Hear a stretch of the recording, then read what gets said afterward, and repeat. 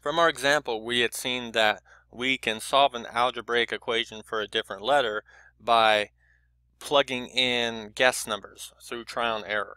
For example, in our example, we had first tried 20 to see if we could get close to a 1-inch deflection, and we got 1.8. So we went to a higher number of 30, and we got 1.2. And then we went to 40, and we got 0.9. And then finally 36, which brought us closer.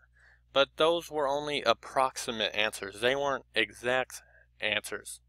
So how can we solve for the exact moment of inertia, I, to get a 1-inch deflection?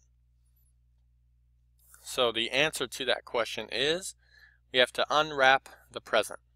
And in this case, our present is the moment of inertia. Our present is I, and we want to get I by itself. We want to get I to a point where we have an equation where we have I equals something. That's what we want to get to. And we can get to that by manipulating the algebraic equations. Now, every algebraic equation is like a scale.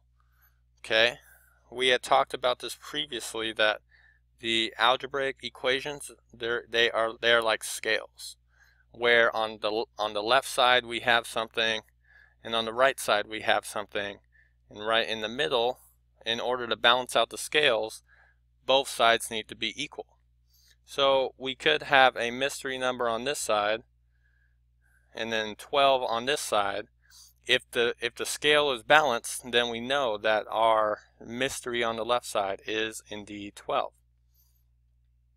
So, because every algebraic equation is like a scale, then as long as we do the same thing to both sides, for example, if I add some more mass to this side and some more mass to this side, where the masses are equal, the equation is still the same. The equation is still true. This side is still equal to this side. I can manipulate the equations like that just as long as I do the same thing to both sides. Let's see how this works out practically with our example. So we want to get I by itself. So let's try and get I by itself. So we have D equals PL to the third over 48 E and then I. What we want to do is move I to a point where it's on the left side by itself. And to do that for this equation, it looks like we just have to move I to the left side and then move D to the right side.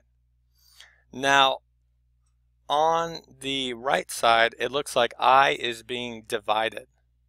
So in order to get rid of it on the right side and move it to the left side, we would want to multiply by I on both sides. So we'd multiply the right side by I, and we would, sorry about that, we would multiply the left side by I. Both sides by I, so that the i's on the right side cancel out. Because if we divide by I and then multiply by I, those cancel out. And then on the left side we are multiplying by I, so we end up with I times D equals PL to the third over 48 E. So then we just have one more step to get I by itself on the left side. We need to move D to the right side now. And now D is being multiplied on the left side.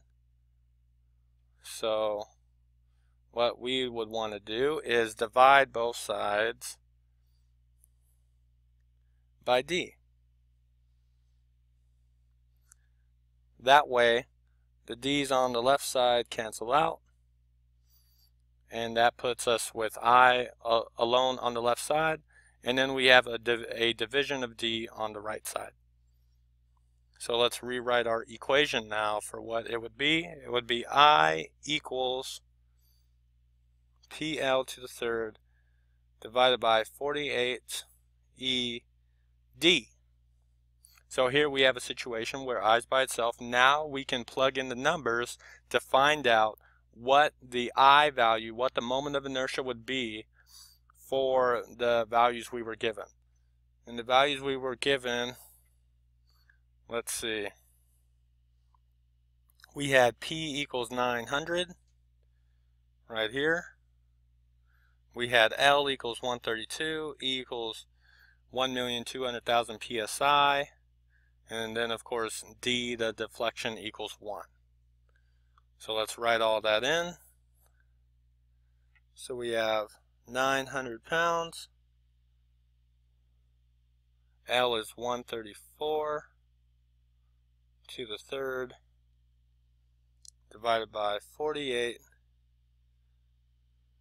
1,200,000 psi, and then our D value is 1 inch. Now we can easily plug these numbers in to get our answer.